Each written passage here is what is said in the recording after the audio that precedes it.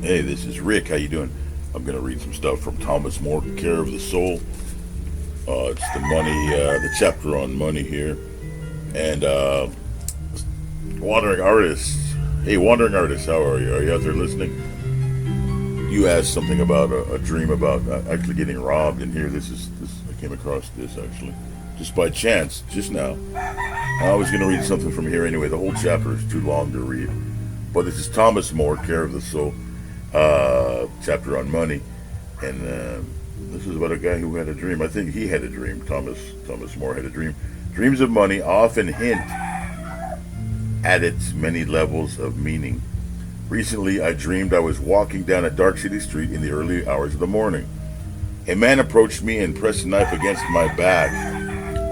Roosters. A man approached me and pressed a knife against my back. Give me your change, he said. I knew I had $200 in my right hand pants pocket and about 15 in my left. Cleverly, I reached into my left pocket and gave him everything that was there. I wondered if he would ask for more, but he took the small sum and ran off. On waking, I recalled the dreams and thought, I have a tendency to give myself away. I ruin my plans sometimes or overlook my own needs in order to accommodate others. Then I feel resentment and anger. Later that day, I had a few minutes to think about the dream further. First impressions about your own dreams. First impressions about your own dreams are often one-sided and shallow. My first thought represented my usual sense of myself as giving away too much. So I tried to look at the actual dream. Maybe the ego in the dream was too clever. I deceived and cheated the man who was stealing from me. He said I deceived and cheated the man who was stealing from me. The dark street, a strong image in the dream, was asking me for change. I had noticed in the dream the careful use of the word change. That's right, I was thinking about why would he say change instead of the typical give me all your money.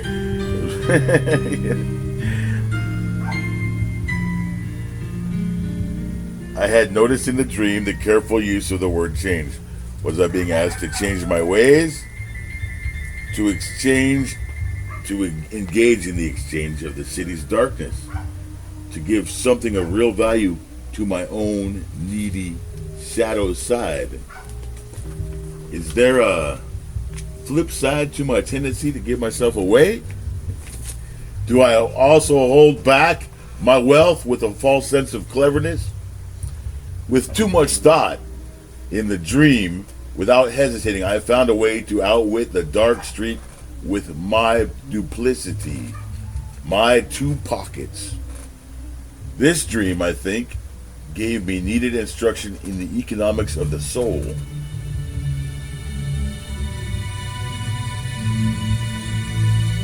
Money is its coinage.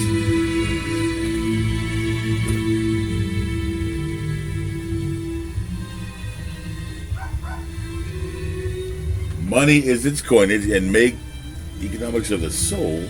This dream, I think, gave me needed instructions in the economics of the soul. Money is its coinage and may take the form of passion, energy, talent, or commitment.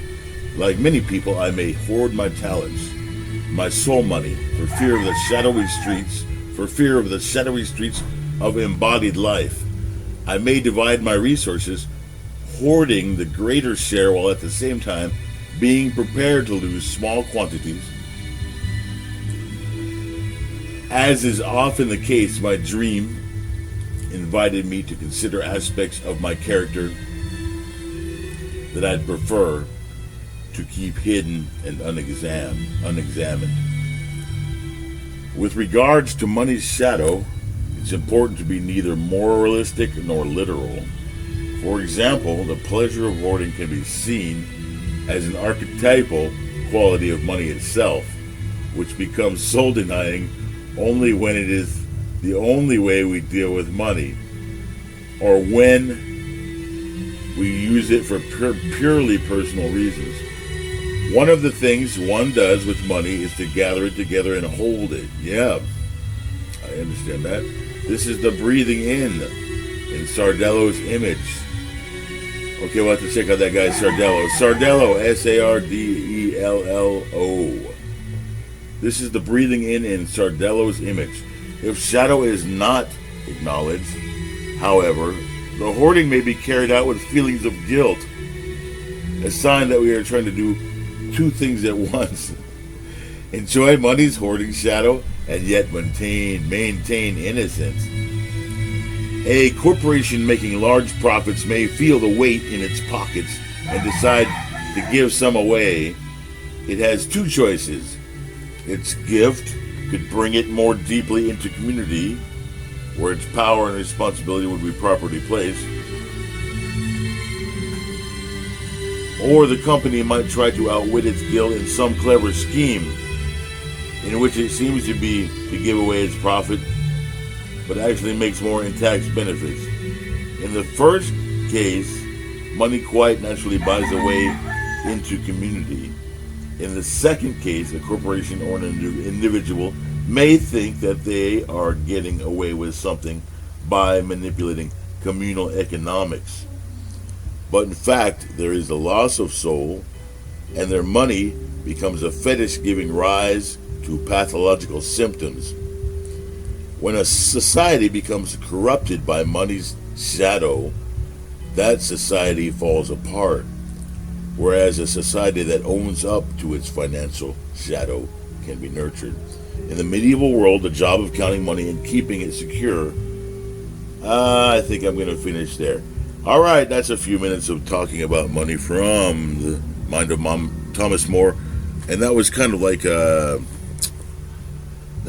put it in there because of Wandering Artist has some questions about dreams and money, and he got robbed in his dream, which has never happened to me. So there you go. That's one interpretation. Hopefully, check that out there, Wandering Artist. It's Thomas More, Care of the Soul, chapter on money. Talk to you soon, everybody.